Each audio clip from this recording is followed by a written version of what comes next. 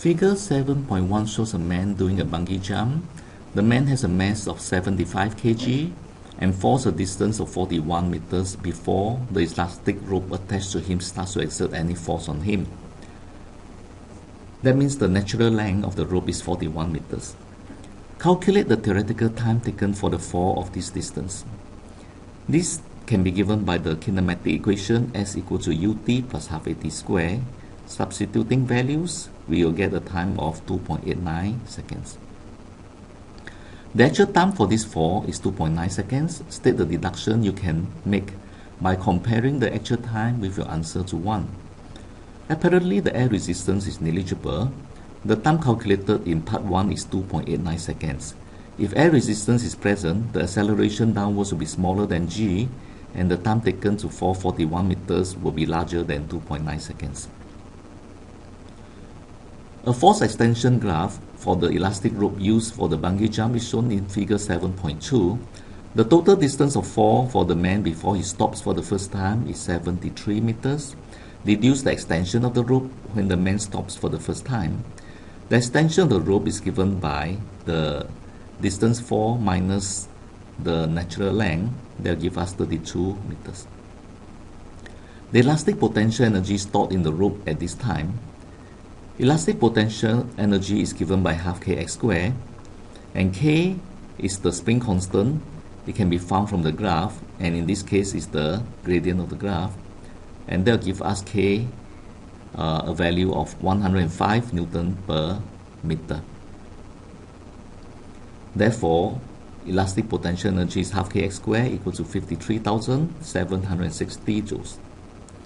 Complete figure 7.3 to show how the gravitational potential energy and the kinetic energy of the man and the elastic potential energy stored in the rope change with distance fallen. Gravitational potential energy at the top is given by mgh. Now, the GPE, gravitational potential energy, after falling 73 meters is 0. Therefore, gravitational potential energy at the top will be mgh, where h is 73. They'll give us 5.37 times 10 to the power 4 joules. Gravitational potential energy after falling 41 meters. In this case, the height will be 73 minus 41 meters. They'll give us a gravitational potential energy of 2.35 times 10 to the power 4 joules.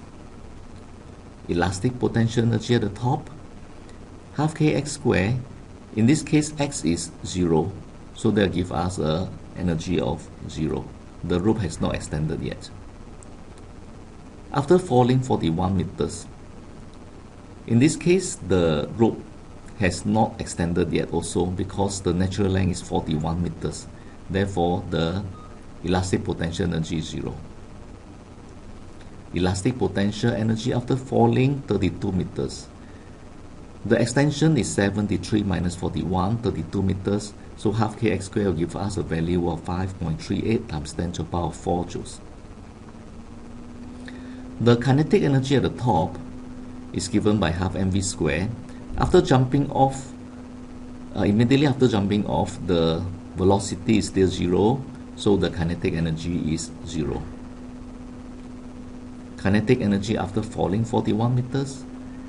Now the kinetic energy comes from the change in gravitational potential energy. At this point, the rope has not extended, so there's no gravitational elastic potential energy, and also there is no air resistance, so there's no other losses. So the Ke will be 3.02 times 10 to the power 4 joules. Kinetic energy after falling 73 meters. The man comes to a momentary stop at 73 meters. So the speed will be 0 and the kinetic energy will also be 0. Calculate how far the man has fallen from the top when he has maximum kinetic energy. The maximum kinetic energy is when the weight is cancelled out by the extension in the rope. So the acceleration is 0 and the net force is 0. This happens when the F rope is equal to the force in the rope is 735.75 Newton. That's the tension in the rope. From the graph, we can see that this is at an extension of 7 meters. Therefore, the jumper will have fallen a distance of 48 meters. The maximum kinetic energy of the man during the fall. Initially, all the energy is in the gravitational potential energy, and that was 5.37 times 10 to the power 4 joules. At extension of 7 meters, the gravitational potential energy will be 1.84 times 10 to the power 4 joules. The elastic potential energy stored in the string or the rope will be half kx squared, and there will be 2.57 times 10 to the power 3 joules. Therefore, the jumper will have a kinetic energy of 3.28 times 10 to the power 4 joules. This is original gravitational potential energy less the remaining gravitational potential energy and less the elastic potential energy. Use your values to sketch 3 graphs on figure 7.4 showing how the 3 different types of energy vary with distance fallen. Label each graph. So the gravitational potential energy varies with mgh, so it's a straight line. The elastic potential energy of the rope, for the first 41 meters there is no extension, so the energy is 0. Then after that it rises with half kx squared, so it rises with this extension of x squared. The kinetic energy is given by the gravitational potential energy in this case, so it rises in the straight line.